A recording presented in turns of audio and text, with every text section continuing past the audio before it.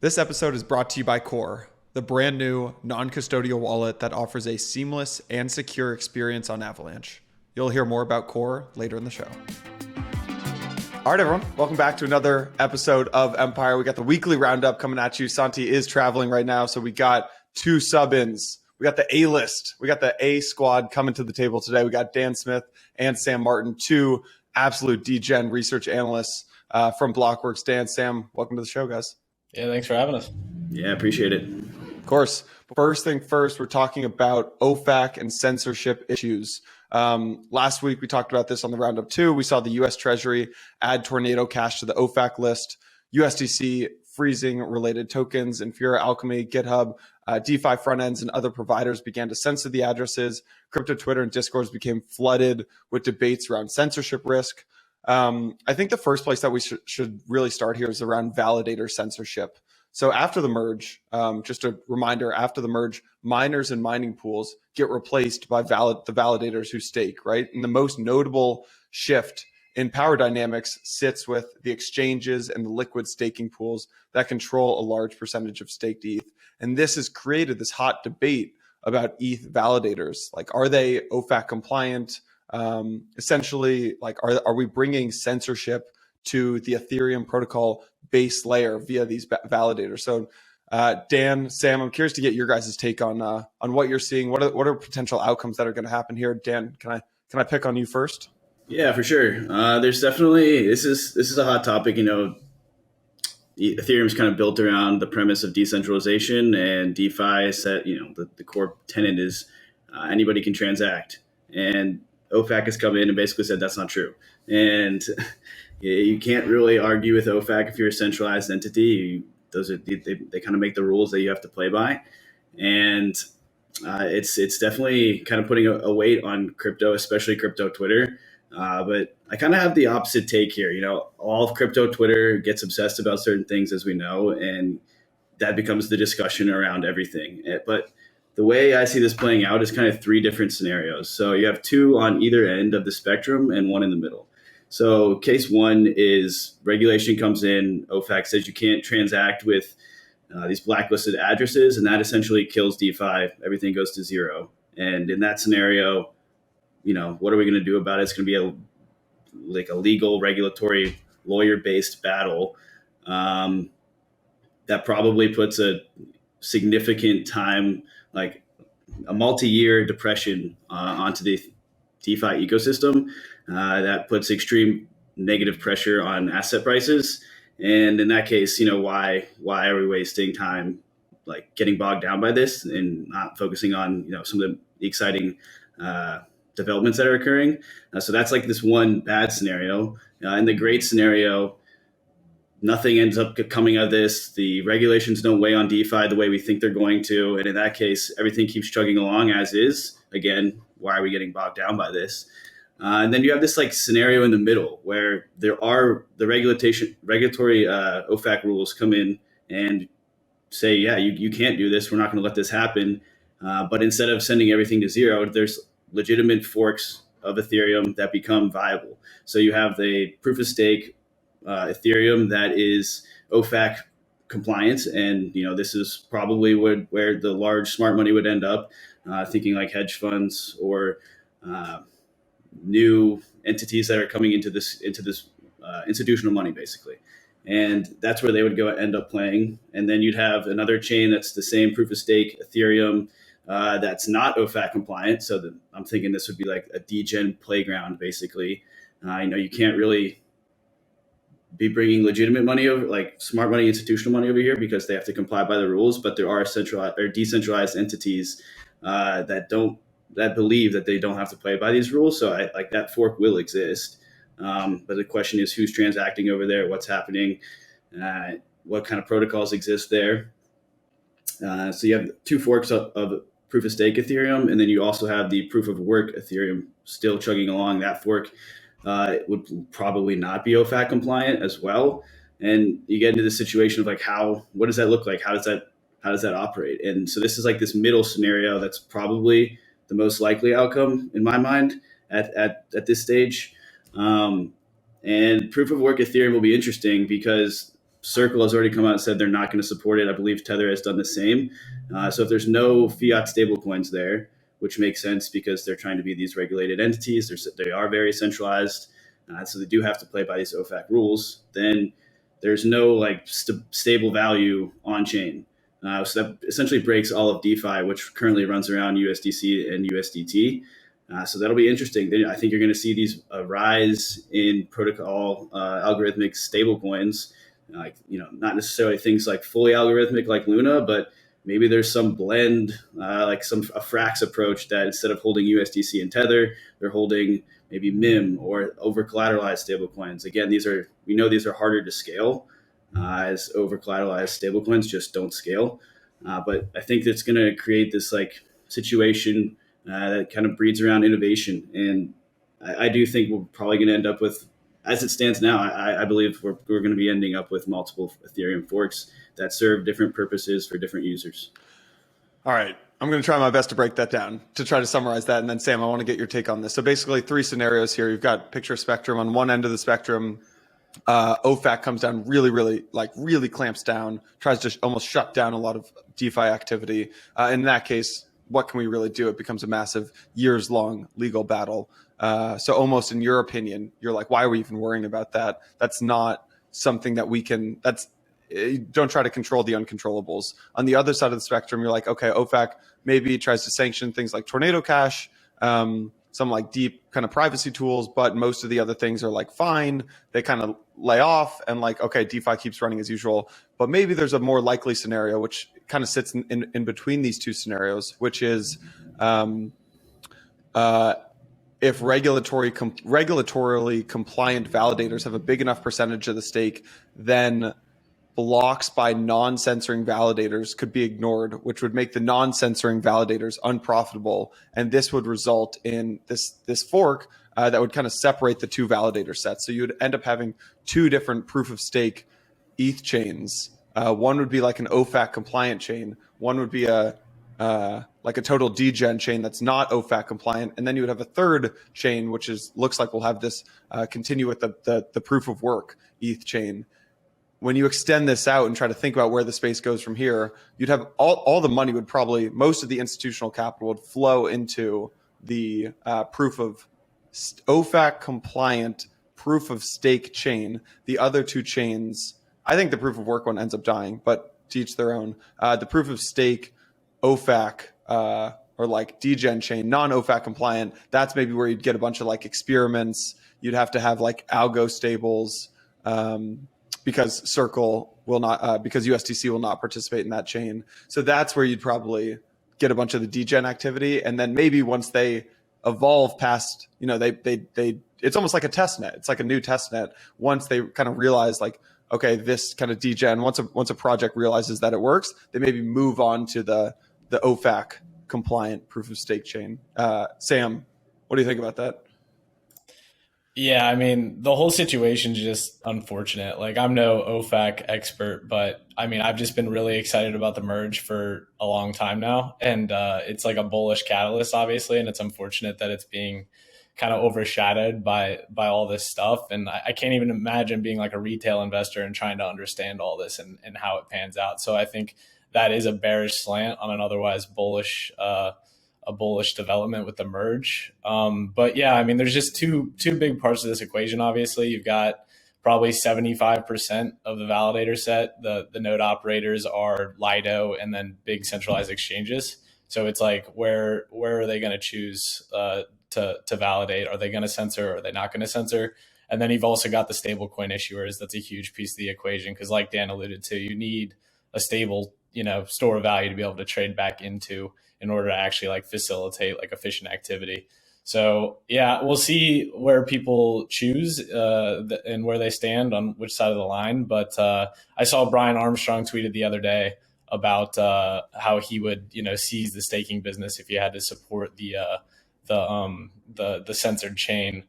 I don't know if that's all talk. I mean, even like legally speaking, he should like be looking out for the best interest of like his shareholders. So I don't know how he'd even be allowed to do that, but that'll be interesting to watch pan out. And I think Jeremy Allaire, the CEO, and founder of Circle, hasn't said anything about it, at least not that I've seen. But you'd have to imagine they'd choose the OFAC compliant fork.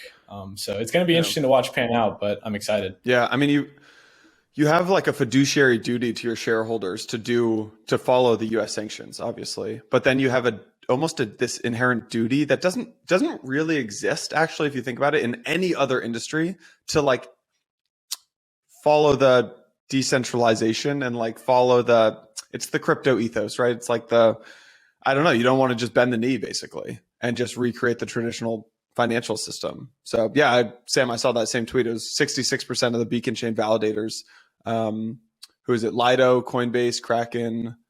Who's this other one? Staked and Bitcoin Suisse make up over 65% of staked ETH, right? So if regulators come to them, they ask them to censor at the ETH protocol level with their validators. The big question becomes, A, do they comply and censor at the protocol level, or B, do they shut down their staking service and preserve network integrity and lose the revenue that they generate from the staking services, right? So yeah, Brian said it's a hypothetical we hopefully won't face, but if we did, we think we'd go with B, shut down the staking service and preserve network integrity. But he said there may be some better option, which is option C, a legal challenge. And that's what Dan's kind of talking about, which is like, look, who knows if they really come down, it's just going to end up with the lawyers. So yeah, and government moves so slow that it'll be super frustrating to go through that. And this is obviously an unprecedented battle that would be occurring. So I can't imagine the years that would take to actually get a true resolution for either. So I'm curious why you think the proof of work chain will just die. Who's going to build on the proof of work chain? Fair point, but I think the interesting thing about this fork, rather than like the Ethereum Classic fork, is there's so many protocols that exist now. Like when Ethereum Classic fork, the only thing that was built was essentially the DAO, and now you have hundreds of DeFi protocols that are like, if the blocks are being minted or blocks are being mined, then you're still going to get these systems that are like organisms now. Like they're going to keep producing. So let's put in an example. So Curve emits CRV tokens with every new block, and that's going to still occur on the proof of work chain as long as new blocks are being mined. And so if Curve has any value at all, like even 1 cent, then these tokens will have value that people will be chasing after. So I feel like while I totally agree that why would you build over there if you're a new project, your market is exponentially smaller most likely. But it's just going to be like this weird degen playground again. That's like these systems will still be operating, and it's like this massive experiment. It's like building in prod, really. It'll be interesting. Here, let's think about it this way. Who wants to keep a proof of work chain? I'd ask you that, Dan. Miners, because if the proof of work Ethereum has any value at all, then they can still generate a profit. Right. So the miners want to keep this chain going, but why does value accrue to ETH, and why do users do anything on ETH? It's because developers and builders build really cool projects. They are going to want to build everything on this new proof of stake chain, I would assume. So I think that ETH, whatever you want to call it, like ETH1 will probably continue to exist because of support from the miners. And I think like DeFi protocols and exchanges and devs are going to need to deal with that. But I feel like you're going to have these, almost like these black markets emerge. Or like, you called it like these degen corners. Probably like these like black markets will develop on the proof of work chain where like there's just, I don't know. I mean, maybe what about this? What if there's maybe the NFT market really develops on ETH1? Because like, would you rather have, I actually am realizing as I say this out loud, I don't fully understand how it works. Like, will you have a crypto punk? Like, let's use punks, for example. Will there be a punk on ETH, on the ETH proof of work chain and on the ETH proof of stake chain? Yeah, there will be, which makes it really interesting because technically the proof of work chain is the original, but right. So let's use punks. Do you want to own the new punk that's been around for 2 weeks, or do you want to own the punk that's been around for 5 years? You want the one with social consensus. Right. So I will say though, I think the OFAC stuff does kind of make proof of work ETH more of an insurance policy. Like we we know that it works. And if, everything just hits the fan, then, you could always migrate back to the proof of work chain. So I do think that the OFAC drama does provide ETH proof of work with a little bit more of a built-in insurance value. So I think it'll hold some value, but I agree. Social consensus around NFTs, all the stablecoin issuers are going to support proof of stake. Like that's where the value will be. But I do think there's a little bit of value left in ETH proof of work. Do you guys remember the Bitcoin forks? Do you guys remember Bitcoin Cash and then Bitcoin SV, which was the fork of Bitcoin Cash? Ultimately, they just become these ghost lands. And I don't know. I'm probably basing this off of all of what happened just with Bitcoin and watching that. And like the forks seem like such a massive distraction, but yeah, we'll see. Cool. Let's talk FlashBots. Controversy. This kind of the OFAC controversy basically fled into the FlashBot software. For those who don't know FlashBots, we're doing an ep with them next week. It's going to be really, really good. You guys should listen to that. But FlashBots is the kind of de facto MEV software that is leveraged by, it's like 80 or 90% of miners today. It was reported that the FlashBots RPC had the OFAC list hard coded into the software, meaning that non-compliant transactions would be disallowed at the client level, not just on the front end, as we see with a lot of like DeFi protocols like Uniswap and Aave and things like that. On Wednesday, FlashBots announced that they're open sourcing the MEV Boost relayer. So rather than a single default, what this does is it encourages competition. It reduces single points of failure. Huge move by the FlashBots team. Really, really love this move. Dan, what do you think about this one? This is sort of the justification for my thesis that you'll see a fork between proof of stake Ethereum for OFAC compliance and non-OFAC compliance. I mean, this is a centralized entity that they have to be OFAC compliant. They don't really have an option here. And I mean, you could argue that this is like a bullish catalyst for ETH because it's a path towards regulatory compliance. And protocols can be built on OFAC ETH that like don't have to worry about this issue. Like, for example, Uniswap has been debating the fee swap for how long now, and they're like turning it on now. But I think there's some backroom thoughts with the Uniswap's labs team, and they're like, we really want to set up the foundation before we get this fee switch going, or else this looks a lot like a security.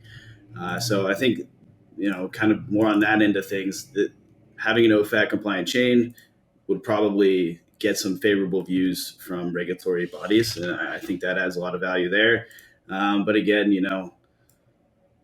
I don't think people are acting super surprised that centralized entities are now becoming like acting like kind of showing their true colors and being regulatory compliant, even though there was all the decentralization talk. But in reality, they really have no choice. Yeah, I mean, I think it's not by accident that FlashBots open sourced the relayer code, so that way someone could fork it and essentially make a non-OFAC compliant one, because they're just, wherever they're located, they're bound by regulatory authorities to comply, which makes sense. And they clearly stated, like, this is a work in progress, like beware, like this, is a code base that is definitely changing a lot more from now until the merge. And I think there was just a worry on whether other solutions would be available by the time the merge actually was completed. So they just wanted to get it out there so people could start building on it and making sure that there's a non-OFAC compliant alternative. Yeah. Yeah. I think this is a legendary move by FlashBots. I think this ends up setting a standard for the industry. I think what a lot of folks have done is basically followed what Uniswap did, which is they make the front end. What did Uniswap do like a year ago? They made the front end compliant, but you can't touch the protocol, and then you basically race to exit to the community through a DAO and a foundation and things like that. I think a lot of folks have taken that playbook from Uniswap, but I am hopeful that a lot of people take the FlashBots playbook. It'd be really interesting to see.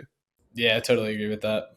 I think it's a reminder that, like, a good reminder of just how centralized a lot of crypto still is. Masari had this good tweet: 3 major cloud providers are responsible for 69% of the 65% of Ethereum nodes hosted in data centers. Of the estimated 95% of Solana nodes hosted in data centers, 72% are hosted with the same cloud provider as Ethereum. Dan, concerning? No? You don't really care about that? Decentralization is super important, and I really want that to be the end result. But people forget that you can't just start there. Like that, to me, decentralization is something you work towards and end up at, rather than begin at and maintain.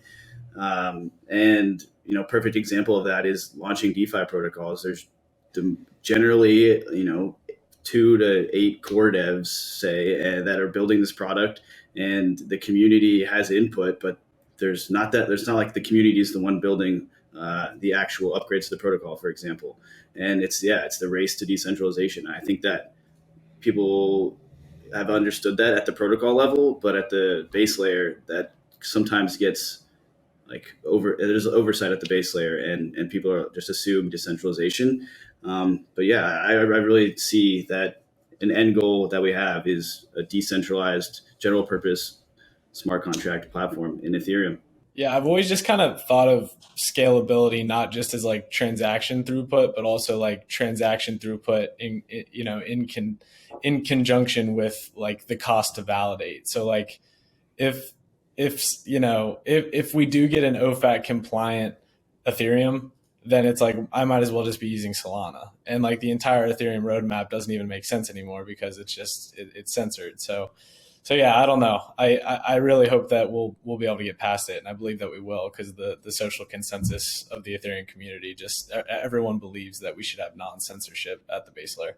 All right, folks, this episode is brought to you by our friends at Avalanche and Ava Labs. They have just dropped a new crypto wallet called Core. You're going to be hearing a lot about it over the coming months. You can now be one of the first to try it out. Here's the reason I'm excited to partner with them on Empire. Right now, crypto wallets and browser extensions, they feel clunky, they feel non-intuitive.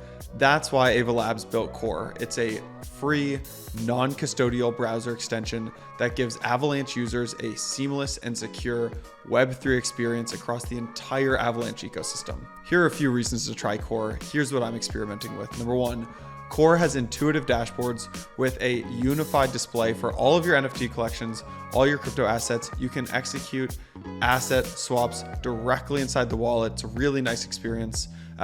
Maybe you want to earn yield or borrow against your Bitcoin, but you don't want to do it on one of those C5 platforms right now. Core's native bridging functionality makes it really easy to bridge your Bitcoin to Avalanche's robust DeFi ecosystem. Last but not least, Core makes on-ramping super easy. You can convert dollars to crypto right now using the MoonPay integration. Just takes a few clicks.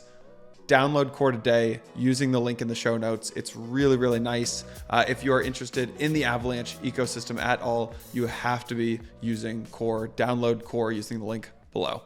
Now, let's get back to the show. Sam, you're writing a big piece on Sudoswap.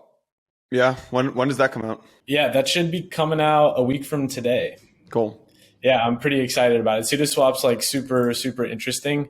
The first iteration of it was like an OTC service that just enabled users to swap NFTs with other users without any fees. But last month they launched an on-chain NFT AMM that basically lets users buy and sell NFTs in like a really gas efficient manner, and also like it requires less position management through like customizable bonding curves. So basically, users can LP single-sided with NFTs or ETH to like basically set like a buy order or like a sell order on an NFT, or like, so dollar cost averaging into NFTs or dollar cost averaging out of NFTs into ETH. And then also you can provide liquidity on both sides and set the parameters of a customizable bonding curve, which can be like linear where there's a delta. So let's say I have, 10 NFTs and I set the delta at 0.1, then every time an NFT is bought or sold, the price either increases or decreases by 0.1 ETH.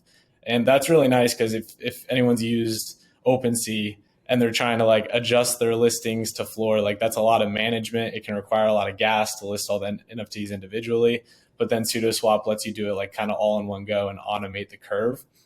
You've seen projects like NFTX try and do this same thing. But the problem is there's a lot of friction, and the NFTs end up getting fractionalized. And they're also using like an XYK curve. So the slippage is just really, really bad, and it's exacerbated like with thin pools. Like if there's only 10 ETH and 10 NFTs in the pool, then your slippage is going to be like over 10%, and even a perfectly balanced pool. So the customizable bonding curve kind of makes the slippage constant for the buyers and sellers. And yeah, it's just it's pretty revolutionary in the terms of NFTs. It's definitely the financialization of them. You know, some people aren't super happy with it because it forgoes the royalties that OpenSea traders and LooksRare provide. But yeah, it's interesting to watch it all pan out. Yeah, I agree with that, Sam. I think, or I mean, I was never into NFTs in the beginning of crypto. I saw them, I paid attention to them, but trading them was just never something that got me going. I came into crypto from more of the finance side, so DeFi was super interesting, probably because it was something I understood a little bit more, and probably more so because of how poorly the NFTs I did purchase performed. But Sudoswap feels like a 0 to 1 for me. Like when I use the UI, it's obviously new and a little glitchy here and there, but using it feels like a great experience. This is like it's created a new mechanism in NFTs, and it's been pretty refreshing for me. And one thing that I find super interesting is I've seen projects using Sudoswap to essentially create like a minting feature for their NFTs. So without using Sudoswap, the project would host a website that users would go on to connect your wallet and mint an NFT, which was a pretty sketchy experience for me. I really hate connecting a hot wallet to random websites.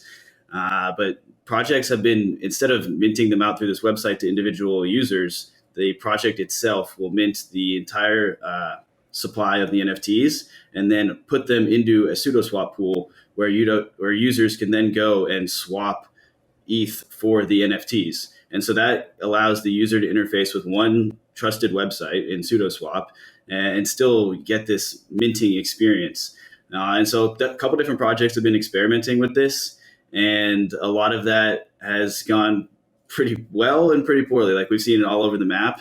But Sudo Knots is a project that recently did this, and it was like a pretty interesting experience. And they had pretty great success. They noted that it kind of like this style reduced reveal volatility. So when the project reveals, a lot of people have been trading NFTs on OpenSea know that when reveal happens, you're either getting a 0 or a 5x right there. But that wasn't really the case with this project, and it kind of remains to be seen if that's more of a project specific thing or if a lot of this had to do with the fact that they used Sudoswap as this minting feature. And yeah, no, I actually don't think I'm fully getting why Sudoswap is so interesting. I'll be honest. Like you said, you got a 0 to 1 moment. So I'm on Sudoswap for anyone watching on YouTube. Dan, Sam, can you guys see my screen? Yeah, so you can see this. Yeah. All right, so I'll pull up the best collection in crypto dick butts. 1D equals 1B.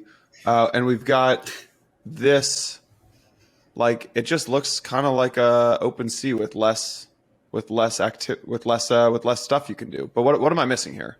Yeah, so if you scroll up to the top, you see how there's the best offer. So, let's say I need $3,000 for a car repair in real life. You can go into this pool and instantly sell that NFT for that best offer, which is really advantageous in itself. And then the offer TVL. Oh, so you've basically got a limit. You can do limit orders on here. Exactly, yeah. And so that's an example of someone providing basically ETH at a certain buy price for this NFT collection. And I know that there's been a lot of arbitrage going on too between. Wait, this is the offer for the entire collection, you're saying?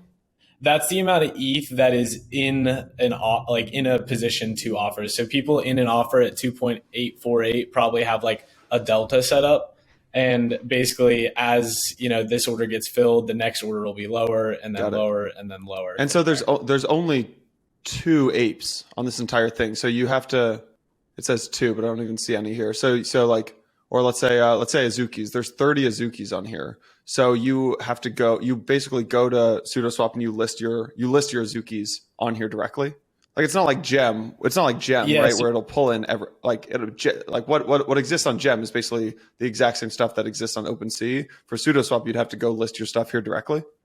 Yeah, you put it into a pool, and then if someone selects your NFT that's in the pool and purchases it, then the price will increase based on that pool's parameters. So at 6.5, if the delta on a linear curve is zero point 0.2, then the next one's going to sell for 6.7. Interesting. I mean, you guys aren't alone in thinking this is really cool, right? If the Dune stats are right, Sudoswap has 16% of the market share versus OpenSea after less than 1 month of launching. This was this guy, 0x Wangarian. Yeah, he tweeted, past 24 hours, OpenSea did 14 million in volume. Sudo did 2 million in volume, about 15% of the market share. As he said, this is probably the most exciting application to hit the market in 2022, as traction is completely unincentivized. Dan, you agree with that take? I do, and there's more innovation that's yet to come for Sudoswap. Right now, you can only pool NFTs alongside ETH, but in the future, you're going to be able to pool NFTs with other NFTs, and, as well as any ERC20 token. So that's when things start to get way more in the weeds. That creates a lot of new opportunities, and that's again another 0 to 1. So we don't really know what's to come out of that, but I do agree with that take. Sudoswap is a blast to use, and it's been a fun experience so far. Yeah, it's probably not completely unincentivized though, right? There's probably a bunch of people who are just airdrop hunting, but that's exactly. Yeah, the XMON token is a good reflection of that. There's links between the XMON token and Sudoswap, and if you pull up the XMON chart, you'll see that people are definitely airdropping. Say that again with XMON. I don't get that.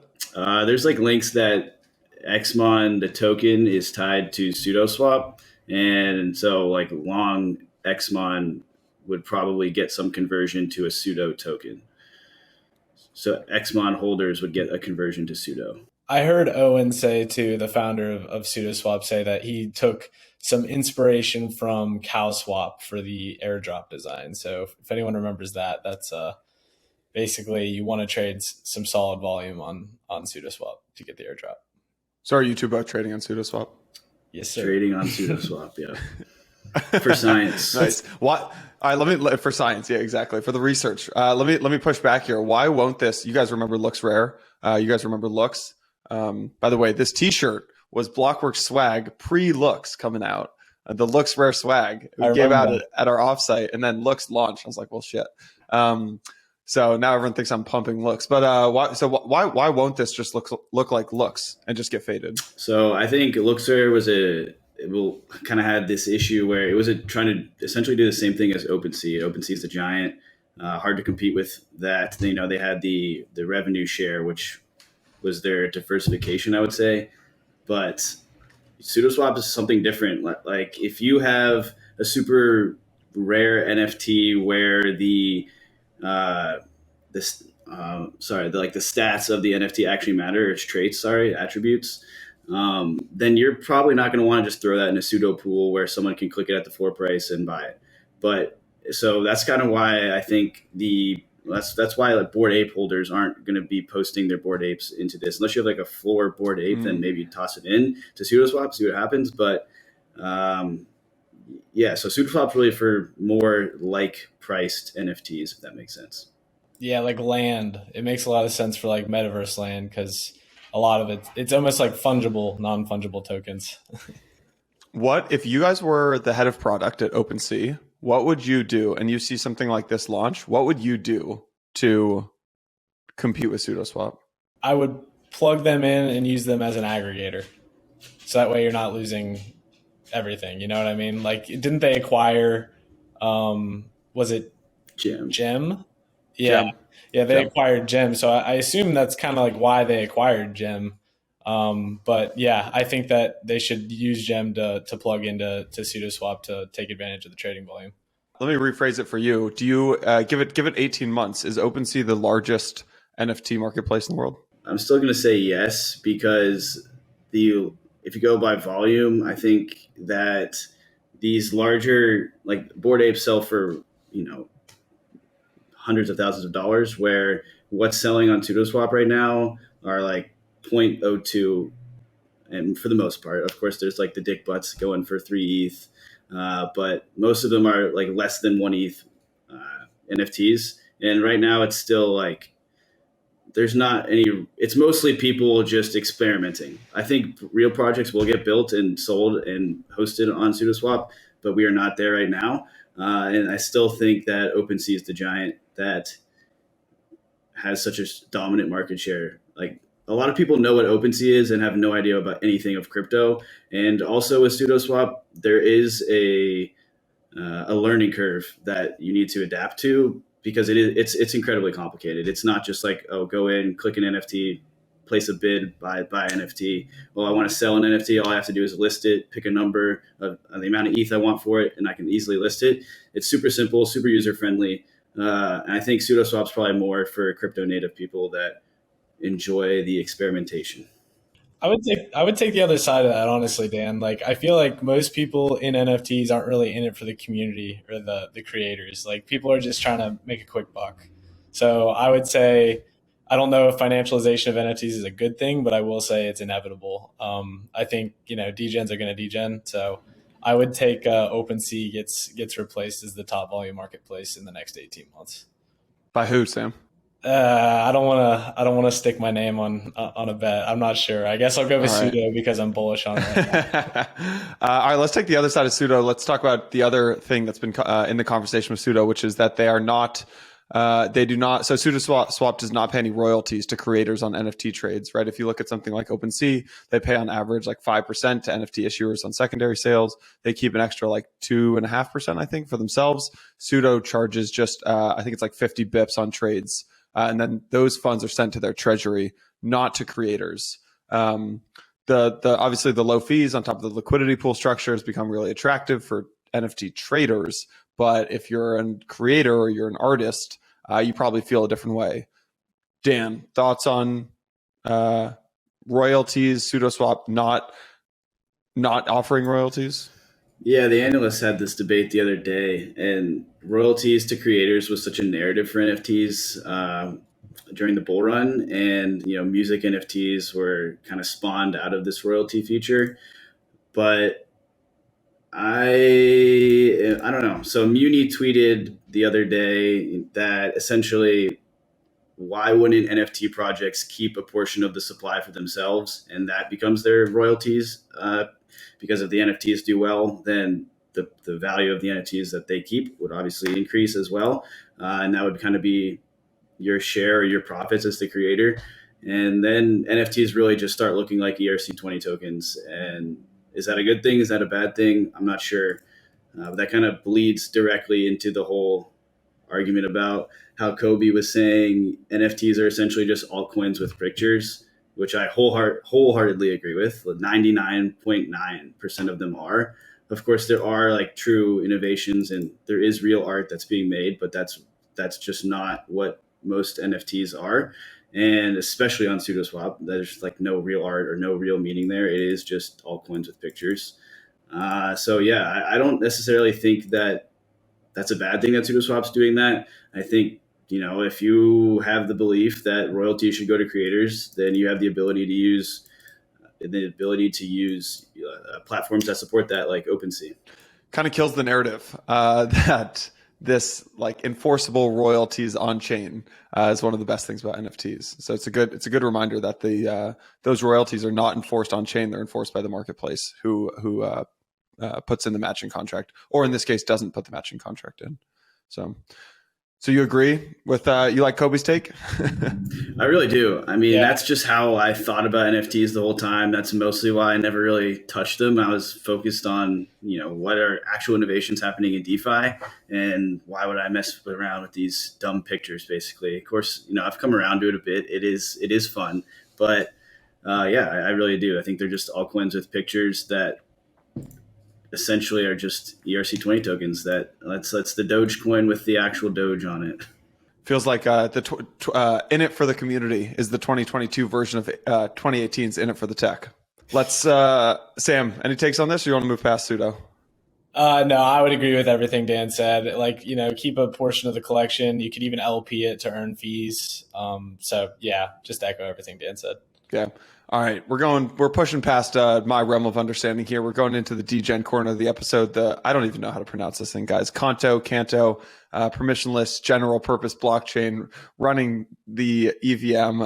I'm not even going to try to read these notes that you guys put up. Dan or Sam, who's taking this, and why is this important enough to get included in this week's roundup? I finally got my funds off Canto, and I haven't looked back since. So I'm gonna hand this one to Dan. I can take it. I can take the lead here. As Sam mentioned, the bridging experience is a little sketchy. So full disclosure, this is the edges of crypto innovation. But yeah, as you mentioned, Jason, Canto is a permissionless general purpose blockchain running the EVM, so the Ethereum virtual machine, and it uses Cosmos SDK. So a good comparison here would be Evmos. It's essentially a very similar model because Evmos is also running the Cosmos SDK, or built on the Cosmos SDK, and uses Tendermint consensus for its proof of stake validation. So it's strong tech. Cosmos infrastructure is some of the best proof of stake infrastructure we have today. And the whole value proposition around Canto is like free public infrastructure. So it's like core tenets, I would say, are liquidity as a free public good. And so to how it justifies this is there's a canonical DEX that has zero trading fees for traders and LPs, which creates this strange scenario, right? Because if there's no trading fees, then LPs are earning nothing and therefore only exposing themselves to impermanent loss. So the way that that's mitigated is through liquidity mining incentives. And so as mining rewards go to the LPs, then they kind of offset their impermanent loss and allows there to be liquidity at the base layer. But that kind of gets into the whole Ponzi scheme vibes, because the only thing keeping LPs there are liquidity incentives. And if that's the case, then what happens if the token doesn't continue to appreciate? So a little bit suspect on how that's going to play out.